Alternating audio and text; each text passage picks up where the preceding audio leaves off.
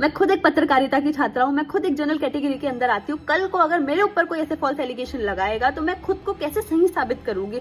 कौन सरकार मेरा साथ देगा? कौन सा लॉ मेरा साथ देगा? मुझे जवाब दीजिए। यूजीसी 2026 क्लॉज 3 से एनी कास्ट जैसे वर्ड हटाकर जो फोकस है वो एसटी, एससी, ओबीसी, वुमेन और पीडब्ल्यूडी पे शिफ्ट कर दिया गया है। इसका मतलब है कि कास्ट डिस्क्रिमिनेशन यानी जातिगत भेदभाव तभी माना जाएगा जब एसटी, एससी, ओबीसी के खिलाफ हो। अगर जनरल कैटेगरी वालों के खिलाफ ही ऐसा कुछ भी होता है, मेंटली हरासमेंट या फिजिकल हरासमेंट, तो उसे टेक्निकली पीड़ित नहीं माना जाएगा।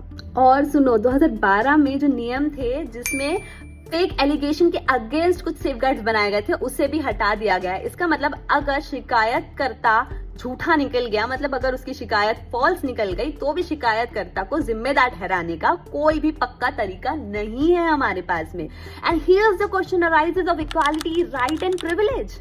समाज अक्सर ये तर्क देता है कि जनरल कैटेगरी वाले तो केपेबल है, उनको प्रोटेक्शन की, लीगल प्रोटेक्शन की क्या जरूरत है। लेकिन यहाँ पे आपको आरक्षण और सुरक्षा का अंतर समझना होगा।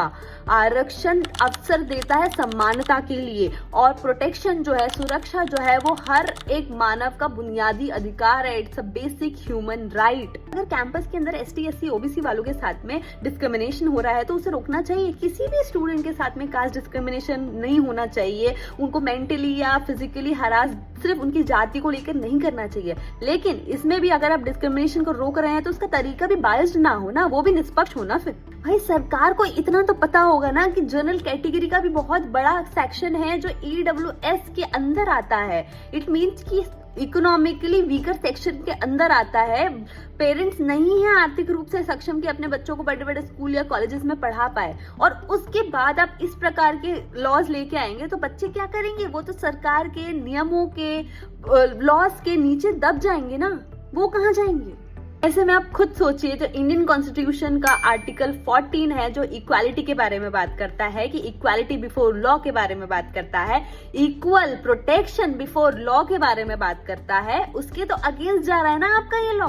फिर उसे आर्टिकल 14 को भी हटा दीजिए। ऐसे में आप इस लॉ को इतना स्ट्रिक्ट कर रहे हैं कि कोई भी कॉलेज अगर ऐसे एलिगेशंस आते हैं तो उस बच्चे को बिना दोनों पक्ष की बातें जाने सीधा सजा देंगे, शायद सस्पेंड भी कर दें। ऐसे में कोई भी कॉलेज अपने रेपुटेशन के साथ थोड़ी ना खेलेगा।